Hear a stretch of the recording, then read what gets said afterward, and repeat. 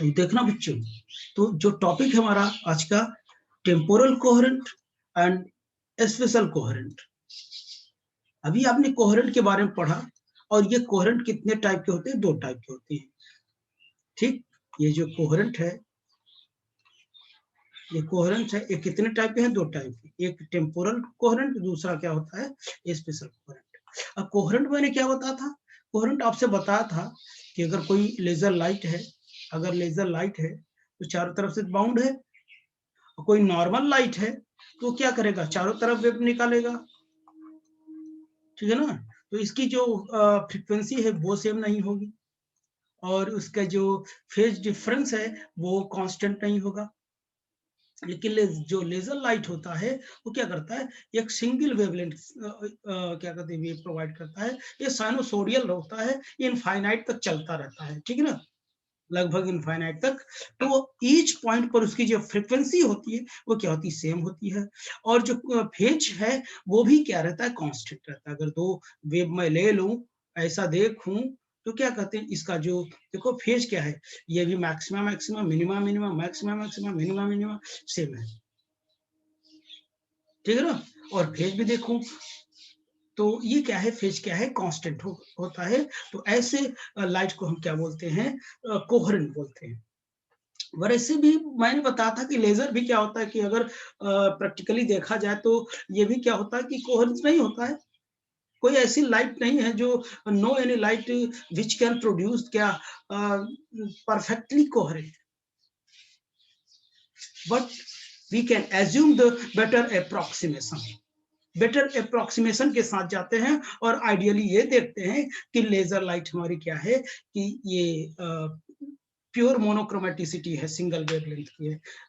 भाई कुछ ना कुछ तो वेवलेंथ मिक्स होगा ही, लेकिन आइडियली इसको हम लोगों ने कोहेरेंस कहा। तो सेम फ्रीक्वेंसी, लगभग same amplitude, and phase constant होना चाहिए, ठीक है ना। तो ऐसे वेव को कोहेरेंस कहते हैं। अब कोहेरेंस वेव 2 टाइप के होते हैं, मैंने बताया, टेम्पोरल होते हैं और स्पेशल कोहेरेंट होते हैं, ठीक। तो उसके लिए देखिए, हम लोग यहाँ बात करते हैं ये टेम्पोरल कोहेरेंट।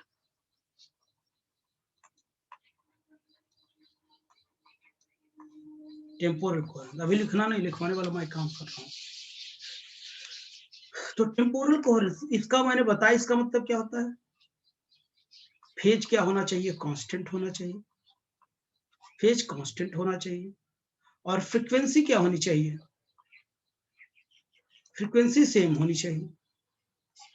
तो ऐसे कोहेरेंस को हम क्या बोलते हैं?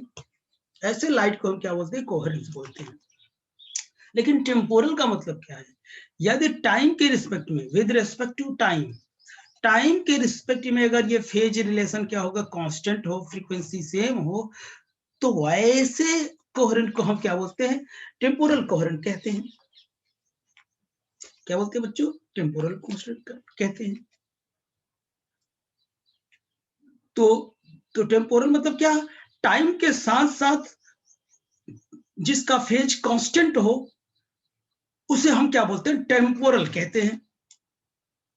तो अब आगे सुनो, तो अगर फिर कोई पूछे टाइम के साथ कैसे ये कोहेरेंट है, तो जो अलग अलग वेव ट्रेन्स हैं, वेव जो अलग अलग वेव ट्रेन्स हैं, यानी different different wave trains, different wave trains, ठीक है ना, डिफरेंट वेव ट्रेन्स हैं, और अलग अलग टाइम तक वो क्या है? साइनोसोडियल है। अलग अलग टाइम तक साइनोसोडियल है बेटा, लगातार नहीं, कुछ दूरी तक अलग टाइम तक, कुछ डिस्टेंस तक अलग टाइम तक, अलग अलग टाइम तक क्या है? साइनोसोडियल है। साइनोसोडियल मतलब समझते हैं, इस तरीके से बनाए, साइन वेव बनाए, साइनोसोडियल है, अलग अलग टाइम तक वो क्या है? साइनोसोडियल है। तो उस अलग अलग पर्टिकुलर टाइम में जो कोहेरेंट होगा वो क्या कहते हैं? कोहेरेंट, टेम्पोरल कोहेरेंट कहते हैं। उसके लेंथ को क्या कहते हैं? कोहेरेंट लेंथ बोलते हैं, ठीक है ना। तो चलिए हम आगे एग्जांपल देख लेते हैं। हम लेट कर लेते हैं, लेट 3 वेव ट्रेन्स हैं, हमारे पास 3 वेव ट्रेन्स हैं, हमारे पास कितने 3 वेव ट्रेन्स हैं, 3, ठीक है ना। जो डेल्टा T1 कामा डेल्टा T2 कामा डेल्टा T3 टाइम तक प्योर साइन है, टाइम तक क्या है, ये प्योर साइन है, प्योर साइन वेव है, यानी इतने टाइम में प्योर साइन वेव है, इतने टाइम में प्योर साइन वेव है, इतने टाइम में प्योर साइन वेव है, ठीक। तो अब देखना मैं क्या कहना चाह रहा हूं। तो अगर मैं कहूं कि डेल्टा टी टाइम में कोई वेव ट्रेन्स है, एक डेल्टा वेव, तो ऐसे आएगी, ऐसे आएगी, ऐसे ऐसे आएगी, ऐसे आएगी, ऐसे, ये कितने डेल्टा T1 में है। तो यहां से यहां तक हो गया, यहां तक प्योर साइनसोइडल। अब क्या कहते हैं, suddenly randomly second wave trains आए, वो कहीं से भी स्टार्ट हो सकती है। तो यहाँ पर देखो फेज चेंज होगा कि नहीं, कहीं से भी स्टार्ट हो सकती है। ये हो गया, ये डेल्टा T2 हो गया, फिर ये समाप्त हो गया। थर्ड वेव ट्रेन्स तो कहीं से भी आई, कहीं से भी स्टार्ट हो सकती है। तो बताइए ये क्या हो गया, डेल्टा T3 हो गया। तो बताइए एक अलग इंटरवल में या उससे कम जो साइन वेव है हमारा, वो क्या है, उसका जो फेज रिलेशन वो डिफाइन है, फेज कांस्टेंट है। तो इस इंटरवल ऑफ टाइम को हम लोग क्या बोल लेते हैं, बताइए, टेम्पोरल क्या कहते हैं, कोहेरेंट कहते हैं। क्या बोलते हैं, टेम्पोरल कोहेरेंट कहते हैं। इसमें भी देखो, इसमें भी देखो, ये कांस्टेंट है इसमें फेज, लेकिन पूरा ओवरऑल देखो यहां से यहां तक, तो ये क्या है, कोहेरेंट नहीं है, क्योंकि यहाँ के बाद फ्रीक्वेंसी वो फेज आपका चेंज हो जा रहा है, यहाँ के बाद फेज चेंज हो रहा है, ये फेज कांस्टेंट नहीं है, ठीक है ना। तो आप ये ओवरऑल ये कह सकते हैं आप।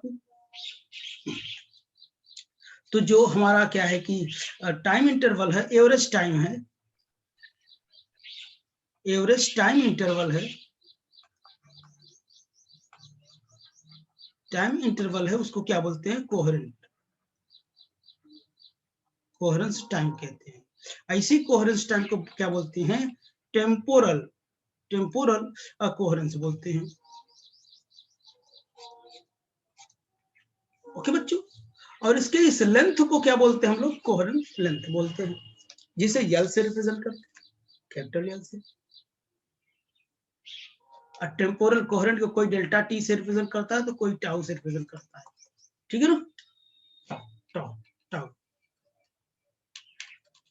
टाउ नहीं टाउ बोला जाता है, ठीक है ना। तो ये बात आ गई। तो आइए हम इसका क्या कहते हैं, मैथमेटिकल ट्रीटमेंट देख लेते हैं हम लोग। ओके बच्चों,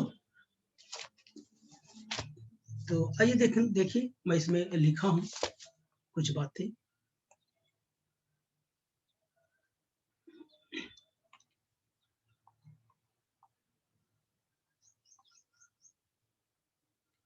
तो देखिए टेम्पोरल कोहेरेंट, देखिए the temporal coherence of a source is the phase relationship.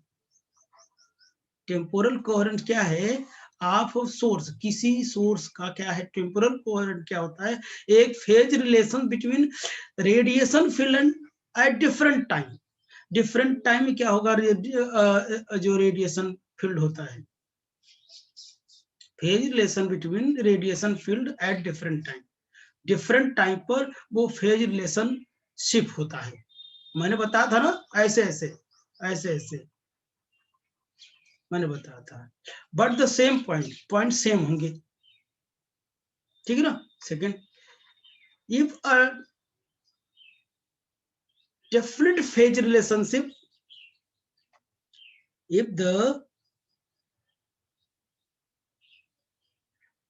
if a definite phase relation exists between times of coherent, definite phase relationship जो है exist between times of coherent, coherent time में क्या करता है, ये जो phase relation है वो क्या होता है, डेफिनेट होता है।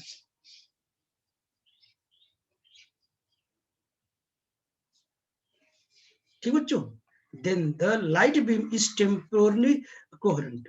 तो हम वहां ये कह देते हैं कि जो लाइट है हमारा टेम्पोरली क्या है, कोहेरेंट है।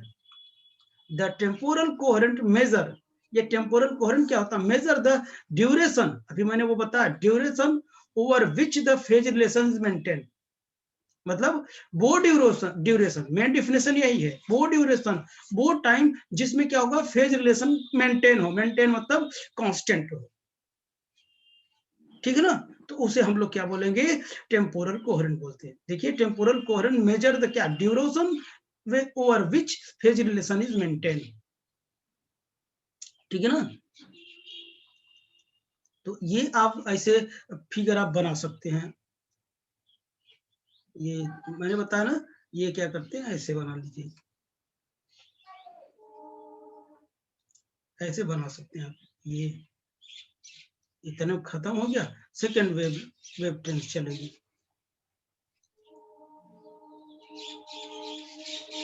फिर खत्म, कहीं से भी स्टार्ट हो सकता है तीसरा, ये यानी delta T1, delta T2, delta T3, ठीक है ना, यहाँ तक ये मैंने यही बताया ना, ड्यूरेशन एवर ओवर विच, ये ड्यूरेशन जिसमें क्या फेज रिलेशन क्या हो, मेंटेन रहे, उसी को टेम्पोरल कोहेरेंट कहते हैं, ठीक बच्चों। तो आगे चलिए, इसको प्रूव करने के लिए हम क्या करते हैं कि माइकलसन इंटरफेरोमीटर क्या का यूज करते हैं हम लोग, ओके बच्चों।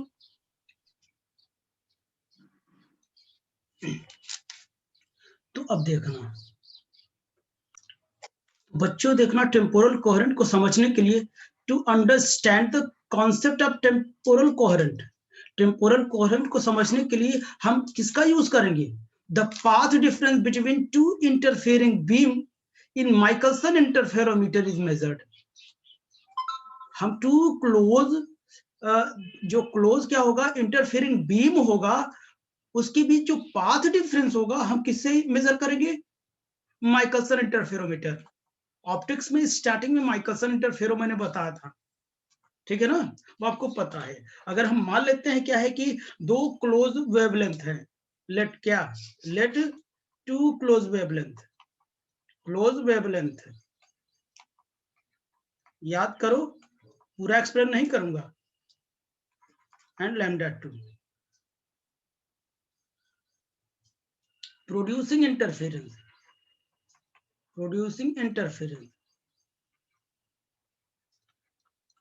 then path difference, then path difference आपने कैलकुलेट किया था, मैं कैलकुलेट करवाया था, वो फिर से नहीं कैलकुलेट करूंगा, वो आया था, याद करो, lambda square by 2 lambda 1 minus lambda 2, याद आ रहा है, ये मैंने बताया था पाथ डिफरेंस। पाथ डिफरेंस इतना आया था, वहां कॉपी खोल के आप देख सकते हो, ठीक है ना। तो आगे इसीलिए चीज पढ़ी जाती ताकि बाद में डायरेक्ट हो जाए। ये पाथ डिफरेंस हो गया, पाथ लेंथ हो गया, इसी पाथ लेंथ को हम लोग क्या बोलते हैं, कैपिटल एल मानते हैं।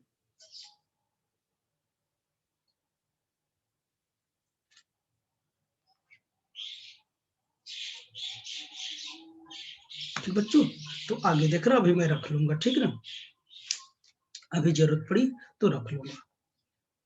तो अब देखना, इतनी बात हो गई। अगर मैं कहूं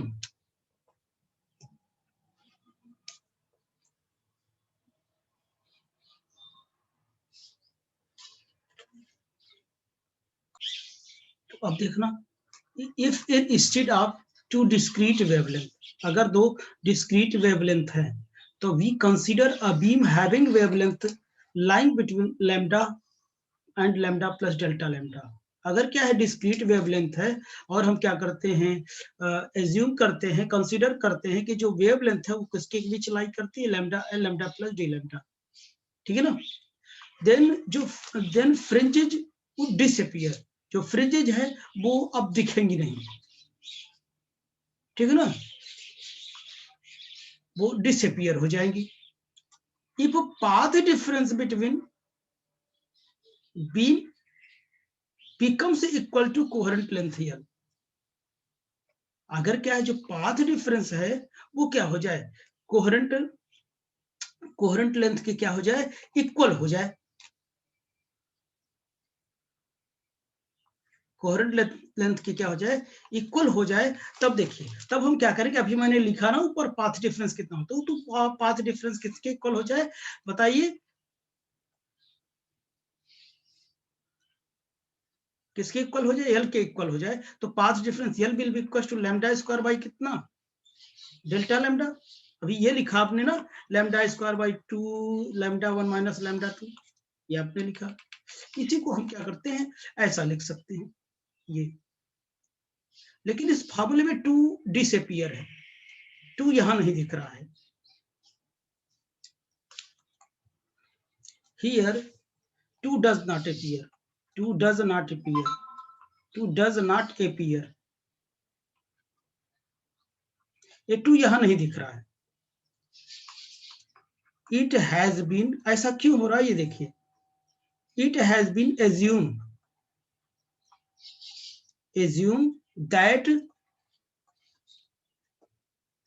that beam consist, वो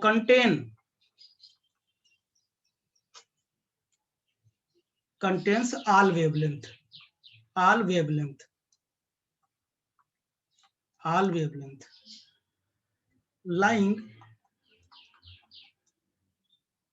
lying between lambda and lambda plus delta lambda।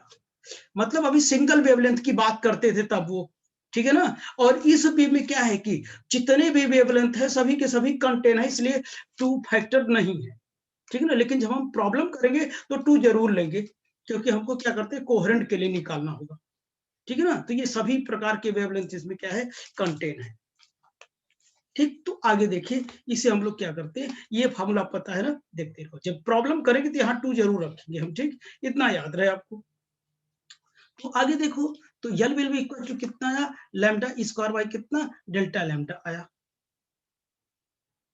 ठीक। यहां से बताओ, मैं डेल्टा लैम्डा को मैं क्या लिख सकता हूं, डेल्टा लैम्डा को मैं अगर इसको लिख दूं, तो delta lambda will be equal to lambda square by कितना हो जाएगा, ये कैपिटल एल हो जाएगा, एल कोहेरेंट लेंथ है, ठीक। तो अच्छा ही बताओ, आपको पता है, we know that nu will be equal to C by lambda होता है, जैसे we will be equal to N lambda नहीं पढ़े, C will be equal to nu lambda, ये पार्टिकल के लिए, लाइट के लिए, तो आप पढ़े C will be equal to nu lambda, तो nu will be equal to C by lambda, ठीक। इसे 1 दे दो, है कि नहीं। इसको लैम्डा के रिस्पेक्ट में हम क्या करते हैं, डिफरेंशिएट कर देते हैं, क्या करते हैं, लैम्डा के रिस्पेक्ट में इसको डिफरेंशिएट कर देते हैं। तो बताओ, डिफरेंशिएट करो, ये कितना हो जाएगा, डेल्टा न्यू हो जाएगा। ये भाई क्या है, ये ऊपर चला जाएगा, जब लैम्डा, लैम्डा 1 बाई लैम्डा का कितना होगा, लैम्डा माइनस 1 हो जाएगा, तो माइनस इधर आता है, साइड में आता है, लैम्डा माइनस स्क्वायर हो जाएगा, माइनस लैम्डा स्क्वायर इतना आएगा नहीं, बोलो। तो क्या करूं, माइनस सी लिखूं, 1 बाई लैम्डा लिखूं, लैम्डा स्क्वायर लिखूं, इनटू ये, फिर से लिख कर दो इसका डिफरेंशिएशन, ठीक, इतना कर दिया। अगर इसका मैं मॉड ले लूं तो नेगेटिव साइन हट जाएगा, केवल मैग्नीट्यूड की बात करेंगे, तो लिखूंगा सी इंटू डेल्टा लैम्डा बाई कितना, लैम्डा स्क्वायर। इतनी बात हो गई, ठीक ना। ये मैग्नीट्यूड की बात कर रहा हूं। तो अच्छा, अब देख रहा हूं, अगर ये इतना हो गया,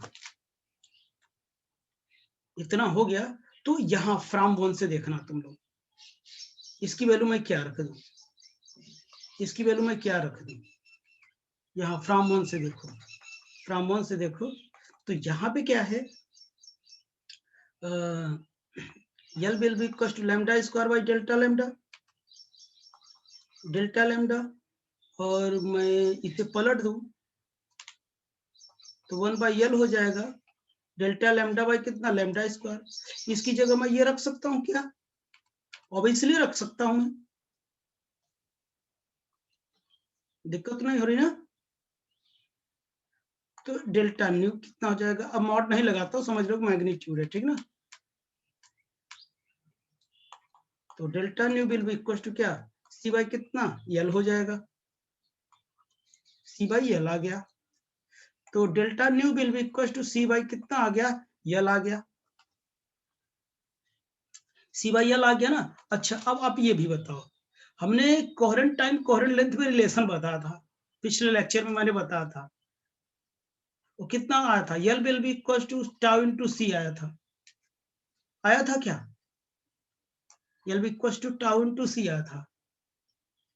तो यल बाई सी बराबर टाउ, और सी बाई यल बराबर 1/टाउ, यहां पुट कर दो, एक फॉर्मेट में ये भी फार्मूला हो गया हमारा। अब कई फॉर्मेट में आप बनाते जाएं, तो बताओ ये कितना हो जाएगा,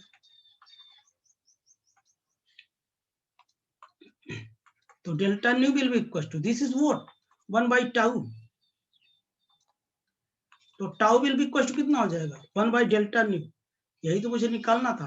दिस इज टाउ जो है, टाउ ही हमारा टेम्पोरल कोहेरेंट है। This is formula for, this is formula for temporal coherent, temporal coherence. तो ये किस फॉर्मेट में है, फ्रीक्वेंसी के फॉर्मेट में है,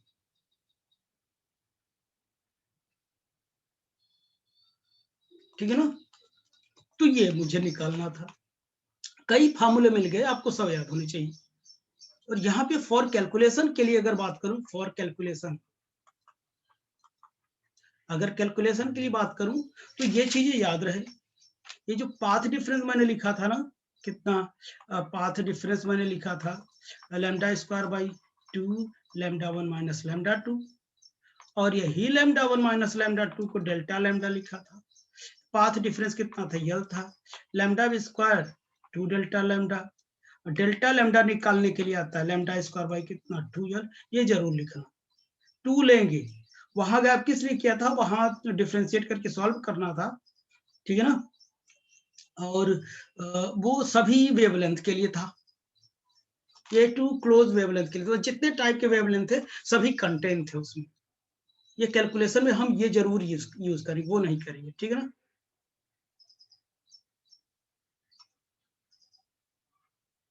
ठीक बच्चों, ये फॉर्मूला हम जरूर यूज करेंगे। तो आई होप कि ये चीज आपको समझ में आया होगा, टफ तो नहीं लगा बच्चों, अच्छा तो है ही। तो चलिए हम लोग अब स्पेशल टाइम की वो कोहेरेंट की ओर चलते हैं, वो भी नेक्स्ट सेक्शन में।